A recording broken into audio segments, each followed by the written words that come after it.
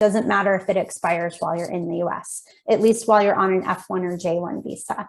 Other visa categories might be different, but the F1 or J1 visa, it doesn't matter if it expires while you're in the US, as long as your other documents are valid and you're still properly maintaining status by being enrolled full-time and being a full-time student. Okay, well, it looks like I've managed to get to the end of the current list of questions. Does anybody else have a question? Yes, I do. Okay. Okay. So my country has a very long list for appointments. I think current date for appointments, if you check, is May 2023. Okay. So yeah, it's really far. But then I've been able to get a date of August 30th.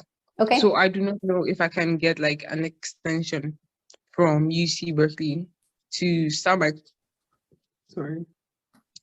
my classes a bit late because of the late appointment. Yeah, so you're going to need to contact your academic department to determine if that's possible, because we can't give you, our office, we just deal with visa and immigration stuff, but we can't give you the permission to start your classes late, especially if they're in-person classes. So you may need to, if you're an undergrad, you may need to contact your academic advisor, like your college advisor, and let them know what's going on and get some advice.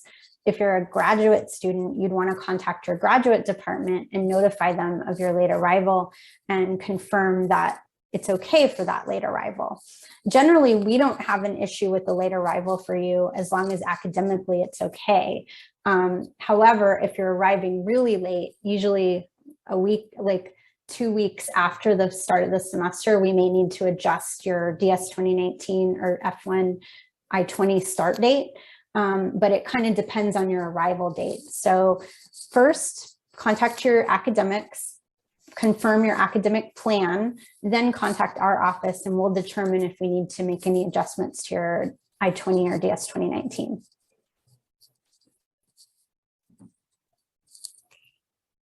Okay, thank you. You're welcome. Thank you so much. Good luck. And I know a lot of people are in that situation. I mean, we keep hoping that visas will get a little bit better every year, but it's still been pretty backed up around the world, but not as bad as the previous years. So, you know, believe it or not, it's better than it has been. Yeah, anybody else? Okay, oh yeah, question. Is it necessary to enroll for courses before entering the US? No, if it's possible, then, you know, get enrolled. That's definitely better. But for new students, I know your enrollment windows open kind of late, or you may be working with your department to get enrolled.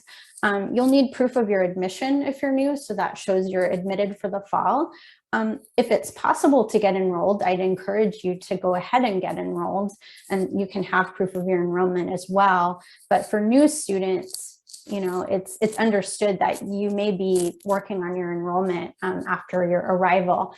If you're a continuing student, meaning, you know, you were a student who's been an enrolled student and has a history of being enrolled, yes, you should be enrolled for fall already. And if you're not, get enrolled. Otherwise, you don't have proof that you're a continuing student.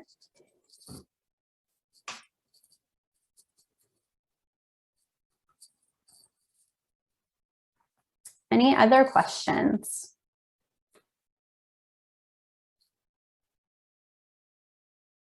Should tuition and fees be paid before entering? The answer to that is, I can't give you the specific answer. For visa purposes, no, that's not required. However, you need to look at the due date for your tuition and fees to be paid, and you should be paying tuition and fees by the due date. And if you're entering, you know, after the due date, then yes, you should pay your tuition and fees. But for visa purposes, no, that's not a requirement. They won't require that you show proof that you've already paid.